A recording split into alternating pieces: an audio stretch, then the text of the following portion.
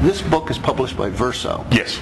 And Verso is, I believe, this is probably it's not generally a fiction publisher. That is correct. That's right. Nor a mystery publisher. That's right. It's largely known for various political. Correct. And it published... And known for certainly left political. Left political. Yes, it published the Che Guevara's Motorcycle Diaries, which was later made into a movie. Right. It published Mike Davis's... City of Quartz, a seminal book on Los Angeles, actually, prior to the basic book on a whole, you could say, a noir look at Los Angeles. Correct. That's right. In fact, there's a nonfiction. That's right. In fact, there's a chapter in there called Sunshine and Noir. Right. That's right. Yeah. Right. So I just thought, so what got this started? What got Verso interested in you and putting out this type of book? Well, as you know, as a writer, you have all these ideas, and if only I could get somebody to pay me for my ideas. Right. So I had this notion that this is about a year and a half ago, and I thought, well, the presidential race was starting to heat up, and we had all these candidates in the field, and I thought, well, when do people get interested in politics? Well, they tend to get interested in politics around presidential race time because it's sort of the national mood. It's like the national conversation, and so sort of with that notion in mind, I then thought, well, I don't want to do a nonfiction look at that because there'll be plenty of nonfiction books and as we've seen, there's plenty of nonfiction books that have come out and will probably come out between now and the election around politics and presidential race and what have you. Well, I thought, well, what's my strength? Well, my strength is crime and mystery, and what better than reflection on that presidential race as a kind of wry commentary, but also as a way to kind of explore part of noir, I think, that hasn't been explored, although certainly there's been stories set in the world of politics and noir tales.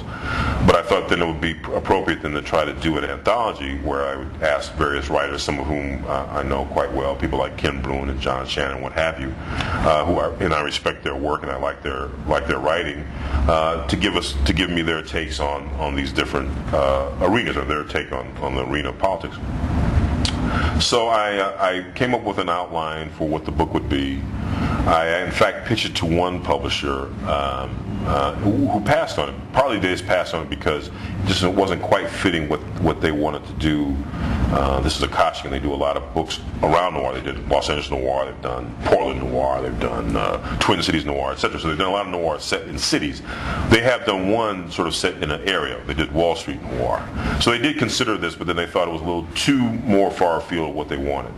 And then, oddly enough, then I know Mike Davis, who's also in this book, who has a contributed. People would be kind of surprised because they know him as a nonfiction writer, but he's contributed a nice little tawdry tale in this book involving Richard Nixon and Herbert Hoover. Not Herbert Hoover, J. Edgar Hoover. Excuse me, get my Hoovers all mixed up. I thought, well, maybe Verso might go with this, and I knew that Mike was pretty tight with the Verso folks, and I asked him about that. He gave me the name of the managing editor, and I pitched the managing editor, and he took it to their, the kind of committee of editors and what have you, and they all thought it was a pretty good idea, so that's what got it rolling. Wonderful. Why don't you read a little passage from your... Okay, I'm going to read a very quick, well, reasonably quick passage, and this is from my own. See, by the way, of course, the benefit of being an editor is that you get to put your own story in the book, and then there's nobody, generally speaking, there's nobody that tells you, that can't go in or that's not right. All right, so the title of my story is called Swift Boats for Jesus, and rather than give you the ending of why the heck is it called that, I'll tell you. The title's itself is a story. Yes, the title itself is a story. But I will tell you that the story takes place in a part of Los Angeles that's called Southeast LA. And Southeast LA, for people who haven't been to Los Angeles or don't know, concerns a lot of cities that are kind of these interesting towns, Maywood and Cudahy and Bell Gardens and what have you. And they're largely Latino. Really, through the 30s and 40s, they were more considered the places where the Dust Bowlers wound up. There was a lot of migrations of sort of the poor whites who came out of the Dust Bowl, who wound up in some of these cities. And so there's been a kind of interesting shift in the power base in these cities, in these small municipalities. There's been all kinds of tales, but also tales of corruption and greed. But that's true of any city, big or small. But because Southeast LA hasn't written about a lot, I thought, well, it'd be kind of interesting to set my tale in that city. And I create a fictional city in Southeast LA, but it's about a guy who is a city manager. Because a lot of these cities, the city council and the mayor are part-time. And so but he has a full-time job. In a lot of ways, the city managers in these small towns have more power than the mayor and the city council because they know where everything is, they know where the bodies are buried. And this happens to be on the eve of the election he's working for the current mayor, and the current mayor happens to be black. And he's working for the re-election of his current mayor, and things ensue. So I'll just read a real quick passage here. Frankly, this is the morning before the election. This is election eve, and he's actually trying to find where the mayor is, and he's kind of found him. And the name of the character is Rudy Garza. Garza admonished himself and drove over to the massage parlor located exactly 2 blocks and a hilltop outside of the city in the DMZ of unincorporated county. Tradition held that if a sheriff found a body there, and the caseload was high, and when wasn't it, then maybe the body might find itself moved a few hundred yards into Bell Park. Sometimes it worked the other way around if the city cops could get away with it. After all, what was a corpse among friendly rivals? He parked at the side of the 3-story building, and the Pearl Blossom personnel conducted their trade on the first 2 floors, with the second floor reserved for the renowned specials. The neon sign in fancy script announcing authentic Thai deep tissue massage was off, its tubes dingy and splattered with bird droppings. He knocked forcefully on the back door, the security screen, footsteps on the rear stairs, then Fanny Zah opened the inner door, and after a beat, the outer one. She was in a sweats and a tank top with a picture of a collie on it.